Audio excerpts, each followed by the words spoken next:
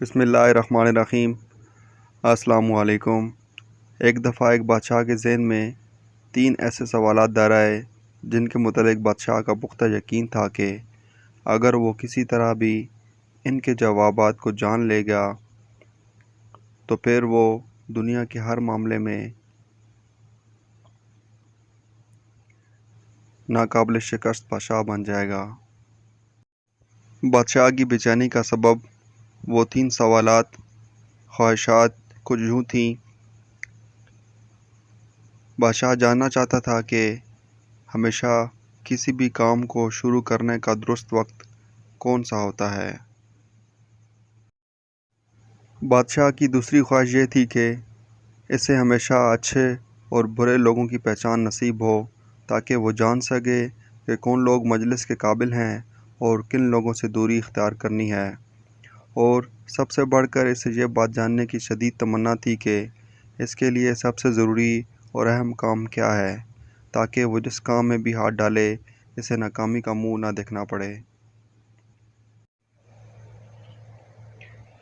کسی بھی عمل کا صحیح وقت کون سا ہے اور اہمیت کے حامل ضروری لوگ کون سے ہیں، اور بادشاہ کو کیسے پتہ چلے گا کہ سب سے اہم کام کون سا ہے، تو اس شخص کو شاہی خلعت اور عزت سے نوازا جائے گا۔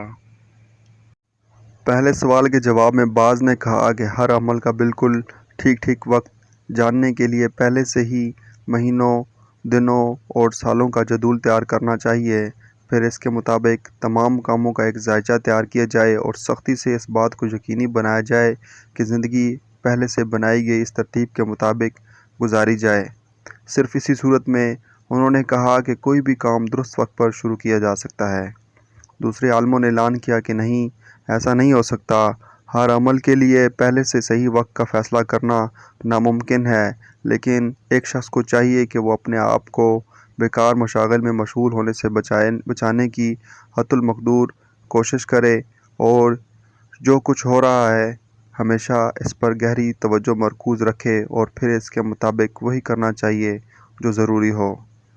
چند دیگر علماء اکرام نے اعتراض کرتے ہوئے کہا کہ بادشاہ سلامت، جو کچھ ہو رہا ہے اس پر خواہ کتنی ہی توجہ کیوں نہ ہو، آدمی کے لیے تنہا ہر عمل کے لیے درست وقت کا فیصلہ کرنا ناممکن ہے، لیکن اگر اس کے ساتھ داناؤں کی ایک ایسی مجلس شورا ہو جو اسے ہر کام مناسب وقت پر ٹھیک کرنے میں مدد کرے تو ایسا ممکن ہے۔ تیسرے اور آخری سوال کا جواب دیتے ہوئے کہ سب سے اہم کام کون سا ہے، تو باز نے جواب دیا، دنیا میں سب سے ضروری کام سائنسی علوم و فنون میں دسترس حاصل کرنا ہے۔ باز نے کہا کہ نہیں، فن حرب میں مہارت ہی اہم چیز ہے، اور چند دوسرے علماء نے دوبارہ اس بات پر زور دیا کہ صرف رب کی عبادت اور مذہب کی تعلیم ہی ہر چیز پر مقدم ہے۔ تمام عالم فاضل لوگ بڑھ چڑھ کر ایک دوسرے سے مختلف جوابات دینے کے باوجود بادشاہ کو مطمئن کرنے میں ناکام رہے، اور اس طرح کوئی بھی صاحب علم شخص بادشاہ کی طرف سے اعلان کردہ انعام کا حقدار نہ پایا۔ آخرکار بادشاہ نے ایک ایسے فقیر سے ملنے کا فیصلہ کیا جس کی حکمت و دانش کا چرچا 4 دنگ عالم میں تھا۔ اس فقیر کا مدتوں سے مستقل بسیرا ایک ایسے جنگل میں تھا جہاں سے نہ کبھی وہ کسی سے ملنے کے واسطے باہر گیا تھا اور نہ ہی وہ عام لوگوں کے سوا کسی سے میل جول رکھتا تھا۔ چنانچہ بادشاہ نے سادہ سا لباس زیب تن کیا، فقیر کٹھیا میں پہنچنے سے قبل ایک مقام پر اپنے گھوڑے سے نیچے اترا، اپنی حفاظتی سپاہ کے دستے کو وہیں ٹھہرنے کا حکم دیا اور خود پیدل چلتا ہوا اس فقیر کی چوپڑی تک جا پہنچا۔ جب بادشاہ نے اس فقیر کے نزدیک پہنچا تو دیکھا کہ وہ فقیر اپنی کٹھیا کے عین سامنے والی زمین کو مٹی کو پھاڑے کے ساتھ کھود کر کیاریاں بنا رہا تھا۔ فقیر نے بادشاہ کو اپنے ہاتھ دیکھ کر شفیق لہجے میں خوش آمدید کہا اور دوبارہ مٹی کھودنے میں مشغول ہو گیا۔ فقیر جسمانی طور پر نہایت ضعیف تھا اور جیسے ہی اپنے ناتواں جسم کی بچی کچی ہمت جمع کر کے زمین پر پھاڑا مار کر تھوڑی سی مٹی نکالتا تو بری طرح ہانپنے لگ جاتا تھا، اور پھر ہر بار وقفے سے دیر تک سانس بحال کرتا رہتا۔ بادشاہ نے فقیر کو مخاطب کرتے ہوئے کہا کہ اے دانا شخص، میں اپنے 3 سوالوں کے جواب کی تلاش میں تم تک آن پہنچا ہوں، اور اس کے ساتھ ہی بادشاہ نے اپنے تمام سوالات اس فقیر کے سامنے دہرا دیے۔ نمبر 1، کسی کام کو شروع کرنے کا بہترین وقت کون سا ہوتا ہے؟ نمبر 2، کن لوگوں سے ملنا چاہیے اور کن سے اجتناب کرنا چاہیے؟ نمبر 3، دنیا میں سب سے اہم اور ضروری کام کیا ہے؟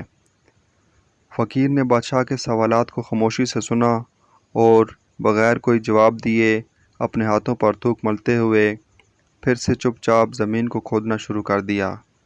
بادشاہ نے کوئی جواب نہ پا کر کہا، تم یقیناً تھک چکے ہو، لہٰذا یہ پواڑہ مجھے دو، میں تمہاری خاطر یہ کام کر دیتا ہوں۔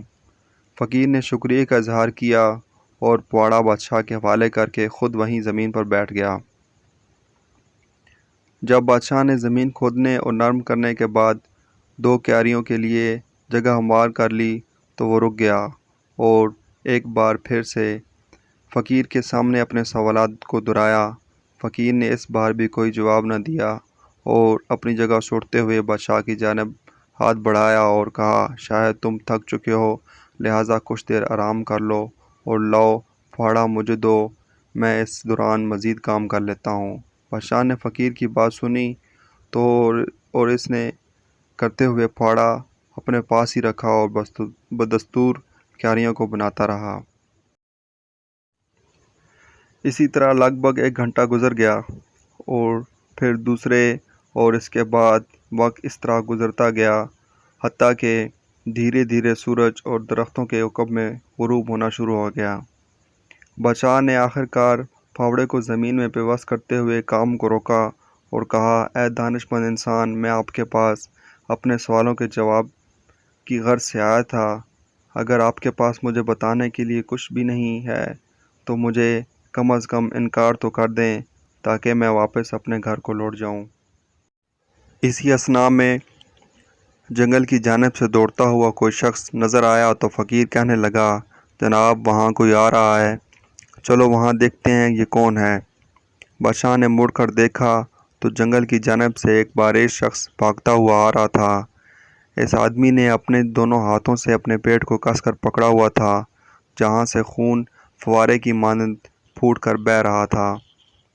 جب وہ ان کے نزدیک پہنچا تو زمین پر گرا اور گر کر بے ہوش ہو گیا۔ بارش شخص ساکت تھا مگر تکلیف کے باعث دھیمے لہجے میں اس کے کراہنے کی آواز بستور آ رہی تھی۔ بادشاہ اور فقیر دونوں نے مل کر اس زخمی کا لباس اتارا تو دیکھا اس کے پیٹ پر کافی بڑا اور گہرا زخم تھا۔ بادشاہ سے جس قدر ممکن ہو سکتا تھا اس کے زخم کو صاف کیا، اپنے رومال اور فقیر کی چادر کے ساتھ اس کے زخم پر پہاڑ رکھنے کی کوشش کی تاکہ خون کا اخراج رک جائے، مگر زخم کافی گہرا ہونے کے باعث خون نہ رک سکا۔ بادشاہ بار بار زخم کو صاف کرتا اور گرم خون سے لتھڑے رومال کو دھو کر پھر سے زخم پر باندھ دیتا۔ کافی مرتبہ یہی عمل دہرانے کے بعد جب خون بہنا بند ہو گیا تو زخمی نے آنکھیں کھولتے ہوئے نحیف آواز میں پینے کے لیے پانی مانگا۔ بادشاہ دوڑ کر گیا اور تازہ پانی لا کر زخمی کو پلایا۔ اس دوران سورج مکمل ڈوب چکا تھا اور موسم میں قدرے خنکی دار آئی تھی۔ چنانچہ بادشاہ نے فقیر کی مدد سے زخمی شخص کو اٹھا کر چوپڑی کے اندر بستر پر لٹا دیا۔ بستر پر لیٹتے ہی زخمی نے اپنی آنکھیں موند لیں اور خاموشی سے سو گیا۔ بادشاہ جو دن بھر کے سفر اور زمین پر کیاریاں بناتے ہوئے تھکن سے اتنا چور تھا کہ چوپڑی کی دہلیز سے ہی ٹیک لگا کر سستانے لگا اور وہیں اس کی آنکھ لگ گئی۔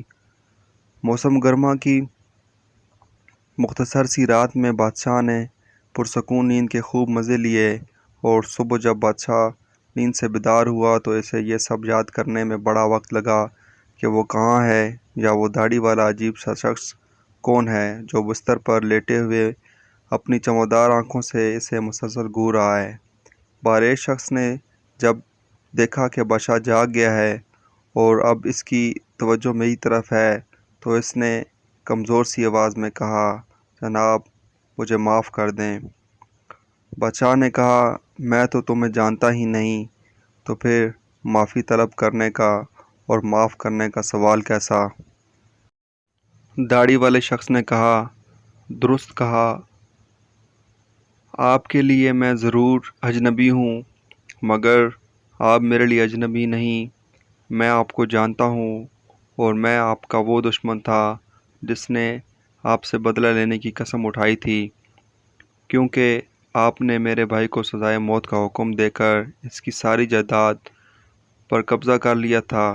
مجھے پکی خبر ملی تھی کہ بادشاہ فقیر سے ملنے اکیلے ہی بادشاہ جنگل کی جانب گیا ہے، سو میں تمہیں قتل کرنے کے ارادے سے تمہاری واپسی کے راستے پر گھات لگا کر بیٹھ گیا، مگر جیسے ہی دن ڈھلنے لگا اور تم واپس نہ آئے تو میں مایوس ہو کر تمہیں ڈھونڈنے کی خاطر اپنی کمین گاہ سے باہر نکل کر تمہیں ڈھونڈنے لگ گیا۔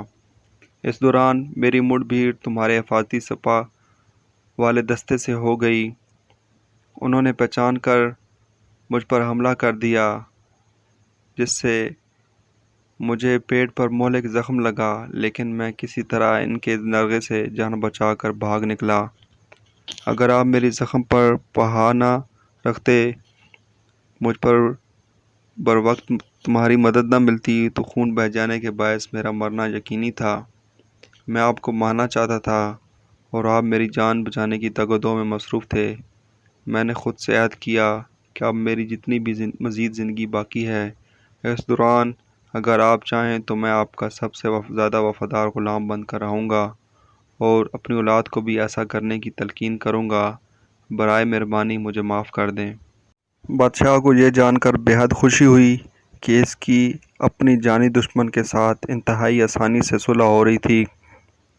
بادشاہ نے نہ صرف اسے معاف کیا بلکہ اسے اپنا دوست بنا لیا اور کہا کہ واپس جا کر وہ اپنے شاہی نوکروں اور شاہی طبیب کو اس کی تعمیرداری اور علاج کے لیے بھیجے گا، اور ساتھ ہی وعدہ کیا کہ اس کی ضبط کی ہوئی تمام جائیداد بھی اسے لوٹا دے گا۔ اس کے بعد بادشاہ نے اس زخمی شخص سے اجازت چاہی اور جھونپڑی سے باہر نکل کر فقیر کی تلاش میں ادھر ادھر دیکھنے لگا۔ بادشاہ نے سوچا کہ واپس جانے سے پہلے ایک آخری بار اپنے سوالات کے جواب جاننے کی کوشش کرتا ہوں۔ بادشاہ نے دیکھا کہ فقیر اپنی کٹیا سے باہر زمین پر گھٹنوں کے بل جھک کر اسی جگہ پر بیج بو رہا تھا جہاں گزشتہ روز بادشاہ نے فقیر کے لیے کیاریوں کو ہموار اور مٹی کو نرم کیا تھا۔ بادشاہ فقیر کے پاس گیا اور استدعا کرتے ہوئے کہنے لگا، اے دانا شخص، میں آخری بار کہنے آیا ہوں کہ اگر ہو سکے تو میرے سوالات کے متعلق اپنے جوابات عنایت کیجیے۔ فقیر نے ویسے ہی اکڑوں بیٹھے بیٹھے بادشاہ کی جانب دیکھا اور کہا، آپ کو تو تمام جوابات پہلے سے ہی دی جا چکے ہیں، اب کیا باقی ہے؟ کیسے جواب؟ آپ کیا مطلب ہے؟ بادشاہ نے استفسار کیا۔ کیا تم نے دیکھا نہیں کہ فقیر نے اپنی بات جاری رکھتے ہوئے کہا، اگر گزشتہ کل تم نے میری کمزوری پر ترس کھا کر میری مدد نہ کی ہوتی، میرے ساتھ کیاریاں بنانے میں مدد نہ کرتے اور اسی وقت واپس لوٹ جاتے تو کیا ہوتا؟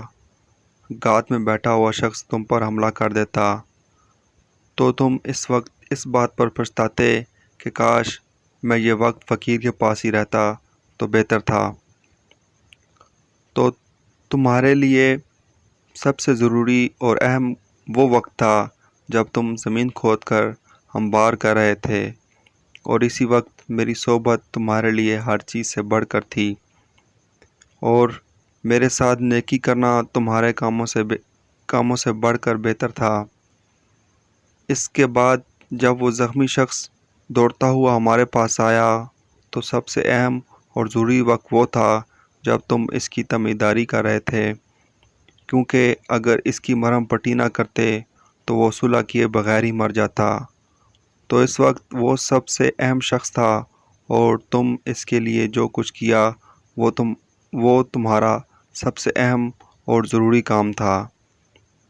ہمیشہ یاد رکھیں کہ سب سے موزوں اور اہم وقت صرف لمحہ موجود ہوتا ہے۔ لمحہ موجود اور ٹھیک وہی وقت ہوتا ہے جب ہم کچھ کرنے کے قابل ہوتے ہیں اور کچھ کر گزرنے کی طاقت رکھتے ہیں، اور سب سے ضروری وہ شخص ہے جس کے ساتھ آپ موجود ہوں، کیونکہ انسان کے فہم و ادراک سے یہ بالا ہے کہ اس کے بعد وہ کسی سے ملے گا یا نہیں، اور سب سے اہم کام ہر حال میں نیکی کرنا ہے، کیونکہ صرف اسی مقصد کے لیے انسان کو زندگی عطا کر کے یہاں بھیجا گیا ہے۔ اگر آپ کو ہماری ویڈیو اچھی لگے تو لائک اور کمنٹس کر کے اپنی رائے کا اظہار کریں، اپنے دوستوں کے ساتھ شیئر کریں۔ اللہ حافظ۔